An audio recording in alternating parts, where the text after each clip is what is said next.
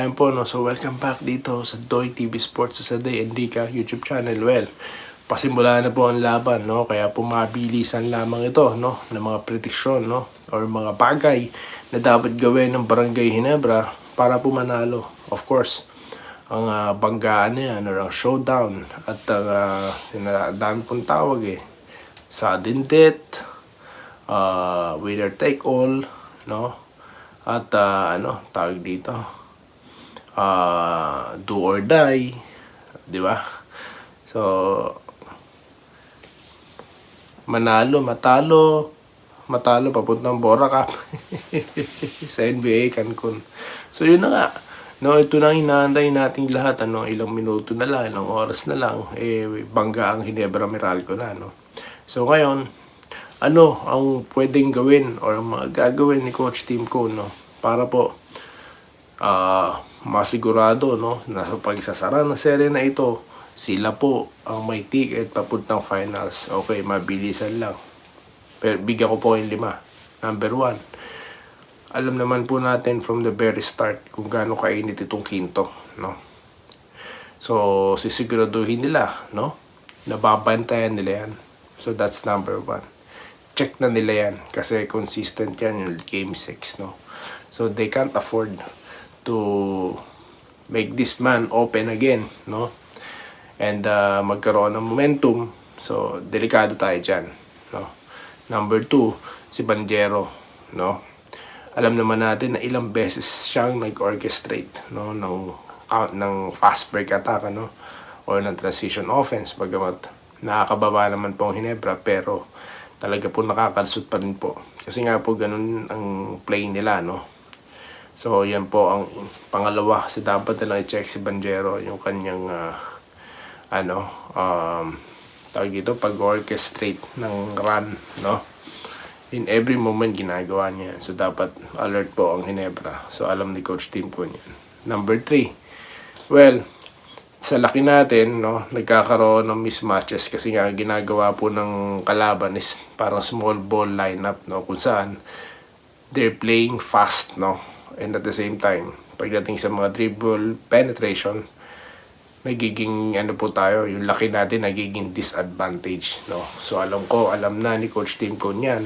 So posible niyang sabayan ito, no. Posibleng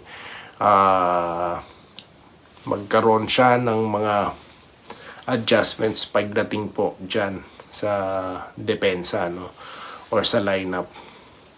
Pero of course, hindi niya po bubuwagin yung pagsasabay ng Twin Tower, no.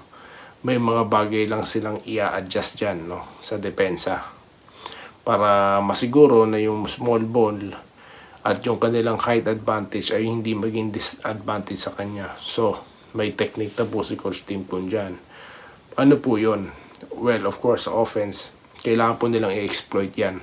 Kailangan nilang pigilan ang paggamit ng Meralco ng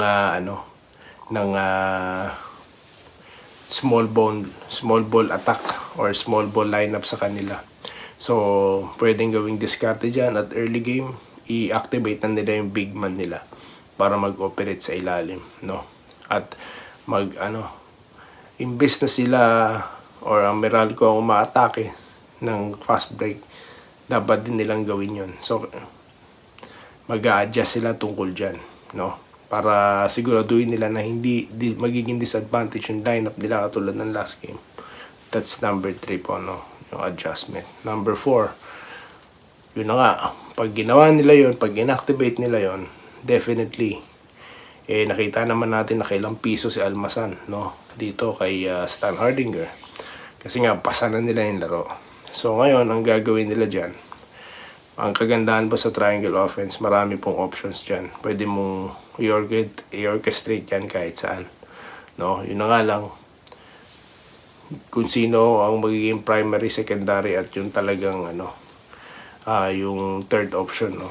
So, gagawin lang ni Coach Tim Cone dyan, at yung point guard dyan, babasahin kung sino ang focal point of offense nila. So, kung i-review nila yung Game 3 tape, no, or Game 6 tape, makikita nila na talagang anticipated na Meralco yung ilalim na i-operate ng dalawang bigs. Ngayon, baka magkaroon ng maraming cutters dyan.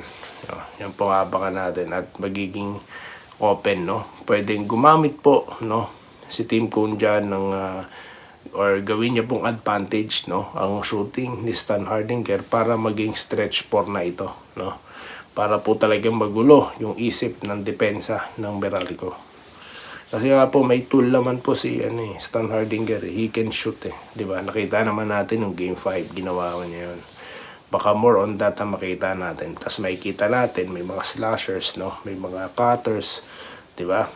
At may mga dribble, naman sila, penetrators naman sila. So baka yun ang makita nating adjustment dyan. At number 5, pinakamabilis, ang pinaka-importante sa lahat. Kahit saan maglaro ang Ginebra, may crowd, may para silang nasa home court. So kailangan nilang gamitin yun as advantage, no? Kailangan nilang umpisa pa lang may intensity na. Huwag na nilang palamangin ang kalaban, no? Kasi once na lumamang ng iba yan, ang tendency ang crowd tahimik, no? So yan po ang gagawin ng Ginebra dyan. Umpisa pa lang intensity na sa depensa, no? Lalo na sa opensa. Na yung ginawa sa kanila ng Meralco, sila ang gagawa nun. Sila ang magdidictate. So hindi na po yan tag dito. There's no doubt na kaya nilang gawin yan, no? Si Coach Tim Cone, sa tagal ng experience niya, no, lalo na yung ginawa niya sa Gilas, talagang walang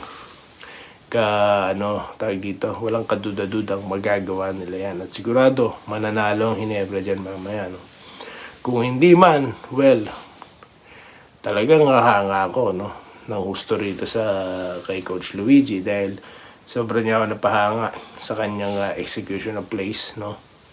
Talagang mind game po ang ginawa doon. Nakita nyo yung paano niya ginamit yung skills ng mga players and at the same time yung Anjo Karam, yung Quinto, yung Maliksi, di ba?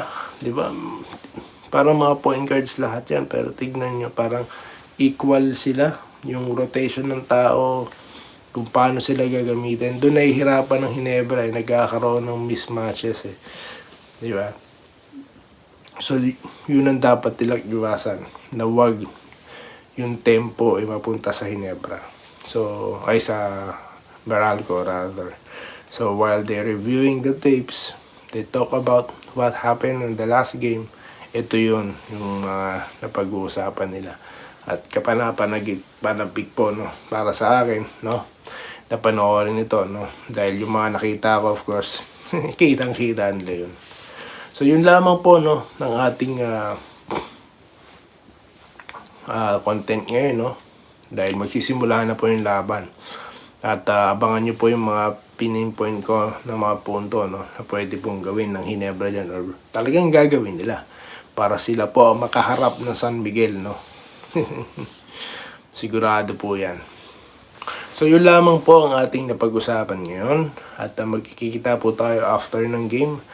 At muli, maraming salamat sa inyong panonood. Kita-kita tayo at magandang araw sa inyong lahat.